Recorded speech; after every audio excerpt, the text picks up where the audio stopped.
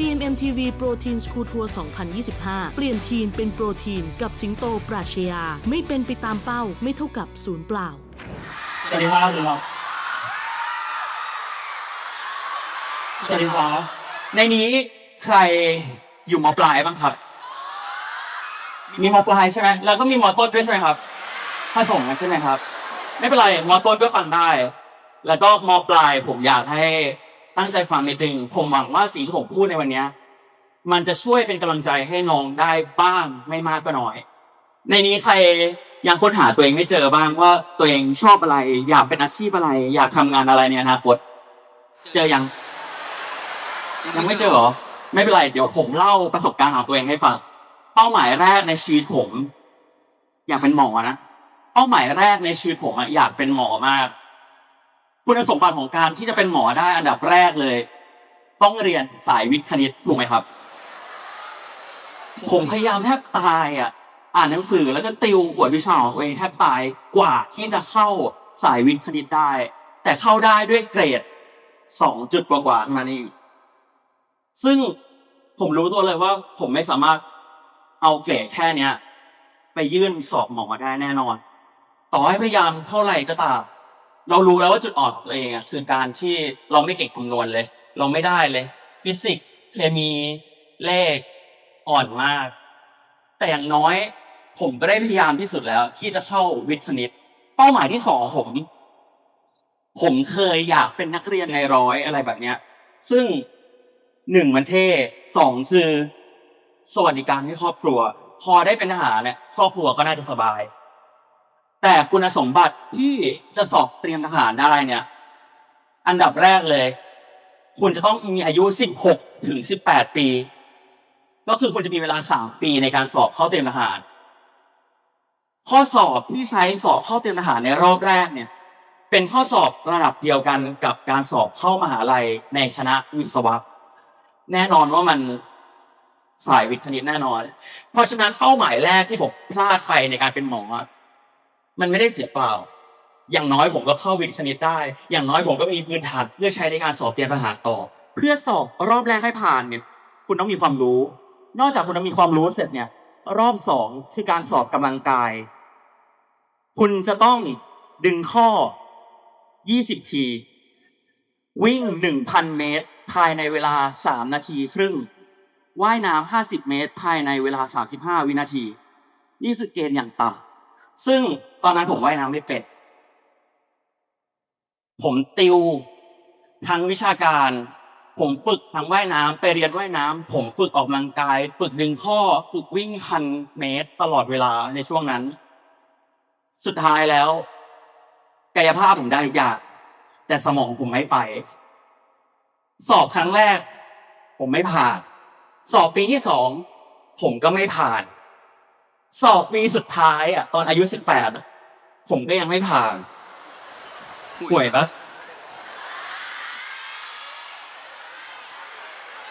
ณตอนนั้นผมรู้สึกว่าตัวเองห่วยแตกมากเลยในขณะที่เพื่อนผมสอบเตรียมทหารได้อันดับ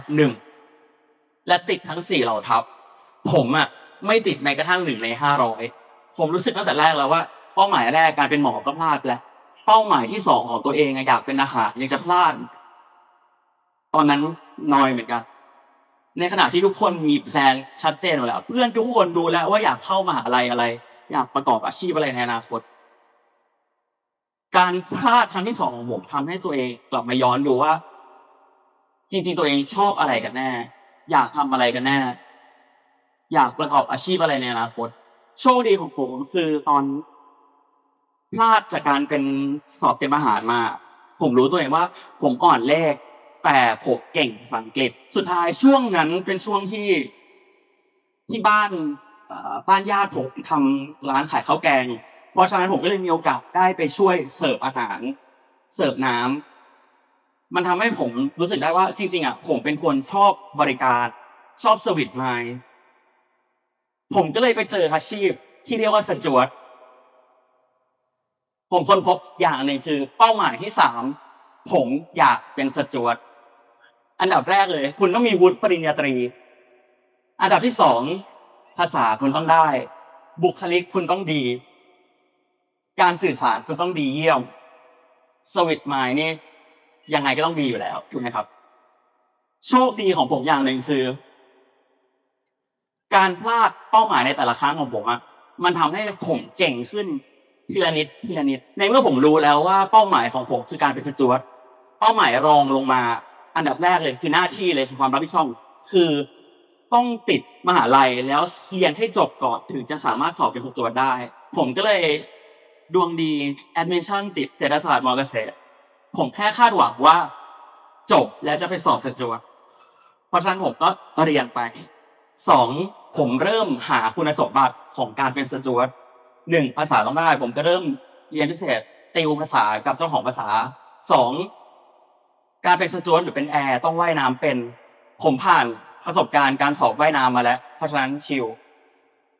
3ผมต้องปรับบุคลิกตัวเองผมต้องดูแลตัวเองมากขึ้นเพราะว่าการเป็นสจ๊วตหรือการเป็นแอร์หรือว่าการทำอาชีพที่มันเกี่ยวกับเซอร์วิสไมล์บุคลิกและattendanceเป็นสิ่งสำคัญในขณะเดียวกันผมก็เริ่มหางาน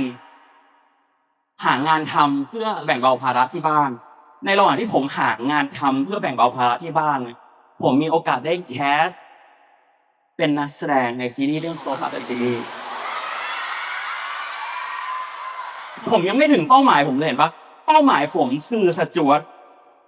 ในระหว่างทางที่ผมเก็บเกี่ยวประสบการณ์ของตัวเองสิ่งเหล่านี้ทำให้ผมคว้าโอกาสนั้นได้ผมก็เลยเป็นนักแสดงมาจนถึงวันนี้10 ปีในวงการบันเทิงทุกวันนี้ผมก็ยังไม่ได้เป็นสจ๊วตเลยนะแต่ก็ยังมีฝันนั้นอยู่นะพอมีโอกาสได้ทำงานในวงการบันเทิงมันก็เลยมีโอกาสได้แตะเบื้องหลังทีนี้ก็เลยค้นพบตัวเองว่าจริงๆแล้วแพชชั่นตัวเองก็ชอบเบื้องหลังผมก็เป็นคนหนึ่งที่เพิ่งค้นพบตัวเองตอนเรียนอยู่ปี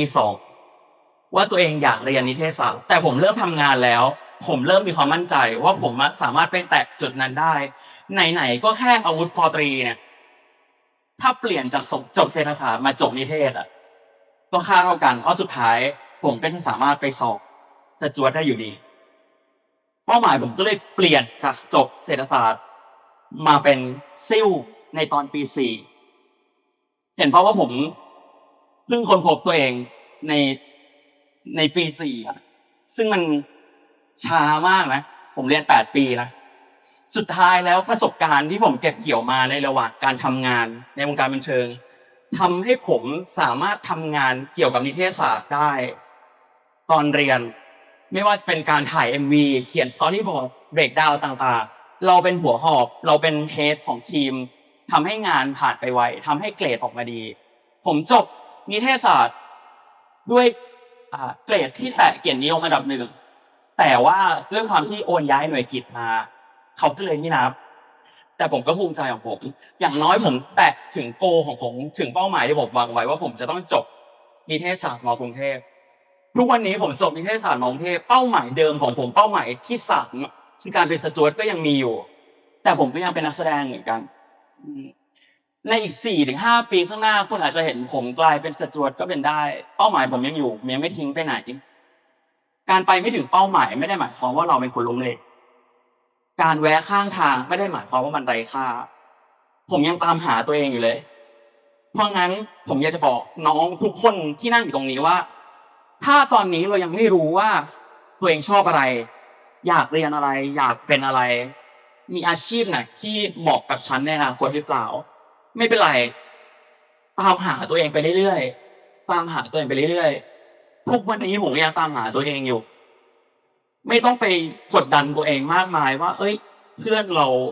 รู้หมดแล้วว่าในอนาคตเขาจะทำงานอะไรจะอยู่ตรงไหนของชีวิตไม่เป็นไรหาตัวเองไปเรื่อยๆบางทีชีวิตคนเรามีเวลาตามหาตัวเองจนถึงลมหายใจสุดท้ายของชีวิตเลยด้วยซ้ำสุดท้ายผมอยากให้ทุกคนตั้งเป้าหมายให้กับตัวเองอยู่เสมอ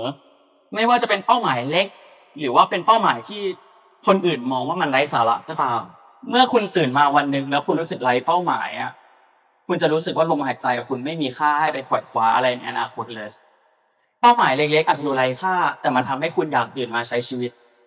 เชื่อผมสุดท้ายผมอยากจะขอให้ทุกคนที่ตามหาตัวเองอยู่ เจอสิ่งที่ตัวเองตามหาโดยไวนะครับ แล้วก็ขอให้เป้าหมายที่ทุกคนวางไว้เนี่ยประสบความสำเร็จแล้วก็ขอให้คว้าเป้าหมายนั้นได้ในอนาคตอันใกล้ด้วยเป็นกำลังใจให้